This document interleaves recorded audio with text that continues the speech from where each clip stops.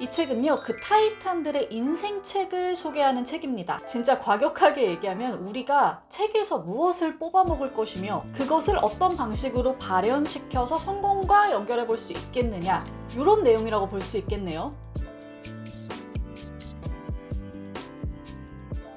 안녕하세요, 공복이 여러분, 공백입니다. 모두 잘 지내고 계시나요? 오늘은요, 제가 고른 책 한 권을 깊이 들여다보는 시간을 가지려고 합니다. 일단 제목부터 소개해드리고 나서 시작해볼까요? 바로 이 책, 마틴 코언의 레버리지 독서입니다. 오늘은 이 책이 어떤 책인지, 그리고 독서인으로서 어떻게 이 책을 이 삶에 적용시켜 볼 수 있는지 한번 얘기해 보려고 해요.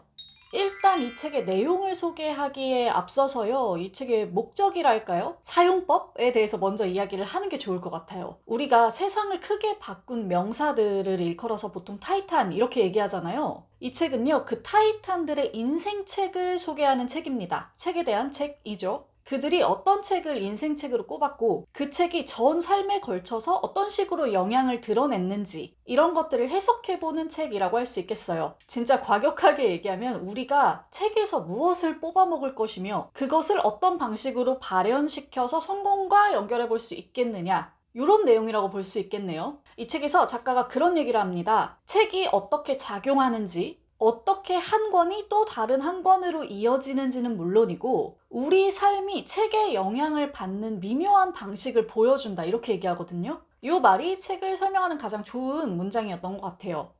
자, 책의 큰 방향을 살펴봤으니까 이제 조금 세세한 내용으로 한번 들어가 볼게요. 이 책은요, 서문과 후기를 제외하고 총 10장으로 구성이 되어 있어요. 각 장마다 2명의 타이탄이 등장합니다. 이 인물들의 인생책은 각기 다른데요, 그 영향력이 비슷한 맥락에서 드러나요. 그래서 이렇게 함께 묶여 있는 거죠. 모든 장을 다뤄볼 수는 없으니까 한 장의 작은 부분만 한번 살펴보도록 할게요. 제가 재미있게 봤던 장은 작가 레이첼 카슨과 사진가 프랜스 랜팅을 다룬 장입니다. 레이첼 카슨은 해양생물학자이자 작가죠. 우리한테는 침묵의 보험으로 정말 많이 알려져 있고요. 먼저 이 레이첼 카슨이 밝힌 자신의 인생책은 모비딕이에요. 작가인 마틴 코언은 이 레이첼 카슨이 보여준 말이나 행보 등이 모비딕의 영향을 짙게 받고 있다고 해석합니다. 아주 여러 가지가 있지만 예컨대 이런 부분이에요. 모비딕에는 이런 문장이 있다고 합니다. 영국과 미국의 고래 화가들은 대부분 고래의 공허한 옆모습과 같은 윤곽을 기계적으로 묘사하는 데 만족하는 듯하다.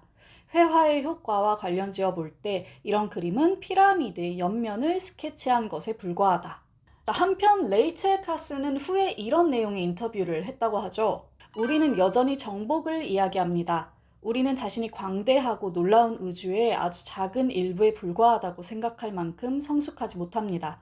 그러나 인간은 자연의 일부이며 자연과 인간의 전쟁은 필연적으로 인간 자신과의 전쟁입니다. 어딘가 모비딕의 내용과 쉽게 연관지어 볼 수 있는 부분이죠. 이 모비딕의 서사가 워낙 광대하다 보니까 사람마다 그 책에서 받는 영향은 다 다를 거예요. 여기서 레이첼 카슨이 느낀 것은 과학이라는 것이 자연의 일부만을 담고 있다라는 생각인 거겠죠. 이러한 생각이 아마 침묵의 봄에서 주장하고 연구한 바와 이어졌을 거고요. 과학이 진리이자 맞는 키라고 생각했던 당시의 어떤 분위기, 생각들에 레이첼 카슨의 행보는 큰 충격을 줬습니다. 과학과 과학의 산물인 DDT만이 만능이 아니다. 여기에는 우리가 보지 못하고 있는 게 있다. 라고 말하며 새로운 연구의 길을 열어주었고요. 자, 이 장에 실려있던 프랜스 랜팅의 이야기도 함께 들어볼게요. 그의 인생책은요, 스칸디나비아에서 넓게 읽히는 어린이책 닐스의 신기한 여행입니다. 이 책 저도 처음 들어보는데 이 책에서는요, 주인공인 소년 닐스가 아주 작아져서 기러기 떼에게 입양된 후 그 등을 타고 스웨덴 전역을 여행하는 이야기가 실려 있다고 해요. 프랜스 랜팅은 이 동화로부터 아주 깊은 울림을 받았다고 이야기하고요. 자연주의자로서의 자신의 신념과 열망을 키웠다고도 이야기했습니다. 사진가로서 스스로의 목표가 자연계의 목소리를 전달하는 것이다 라고 밝히기도 했고요. 동물과 오랜 시간 함께하며 그들의 행동을 이해하고 그들의 눈으로 사진을 찍는 이 사진가의 행보가 그가 오래전 읽은 동화책 닐스의 신기한 여행으로부터 시작된 거라고 이 책은 해석하고 있는 거죠. 사실 이런 해석이 비약이라고 생각할 수도 있어요. 어떻게 끼워 맞추면 되는 얘기 아닌가? 라고 생각할 수도 있죠. 그런데 제가 생각하기에는 이게 진짜로 그랬을 것이다, 아니다, 이런 정답을 맞추는 문제가 아니라는 생각이 들어요. 정답을 떠나서 무엇보다 책이 가진 힘과 메시지를 이해하고 그것을 어떤 사람 혹은 나의 행보와 연관지어서 해석할 수 있고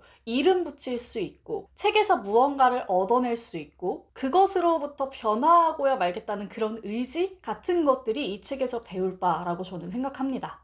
제가 독자분들한테 그런 질문을 되게 많이 들어요. 책을 읽고는 있는데 이 책이 나한테 무엇을 주고 있는지 그리고 내 삶이 어떻게 바뀌는지 말해보려고 하면 막상 잘 모르겠다 이렇게들 말씀하시는데 사실 이건 당연해요. 독서의 영향이라고 하는 것이 워낙 여러 책과 당시의 나의 상황, 사연 등등등 여러 가지 궤적이 섞여서 드러나는 거잖아요. 그렇다 보니까 좀 대답하기 어려운 문제일 수밖에 없죠. 이 책에 나오는 명사들이야 뭐 워낙 유명한 사람들이니까 이렇게 주변에서 자꾸 인생책을 물어보기도 하고 그 영향력을 막 분석해주고 해석해주는 이런 시도들이 많아요. 이 책처럼. 그런데 결국 우리 개개인은 누군가가 이거를 막 물어봐줄 거나 해석해주지 않잖아요. 그럼 어떻게 우리가 해야지. 결국 스스로 독서를 하면서 계속 물어봐야 되는 부분인 거예요. 내 인생책이 뭐지? 내가 여기서 어떤 영향을 받았지? 이후에 독서 궤적이 어떻게 변했지? 그 책의 영향권 아래에 있는 내 스스로가 마음에 드나? 이 책에서 뽑아낸 뭔가를 손에 쥐고 나는 그 다음에 어디로 갈 것인가? 이런 걸 스스로 계속 물어야지만 무의미하지 않은 독서를 할 수 있는 것 같거든요. 이 책의 부제가 무작정 읽지 마라예요. 바로 그런 의미겠죠.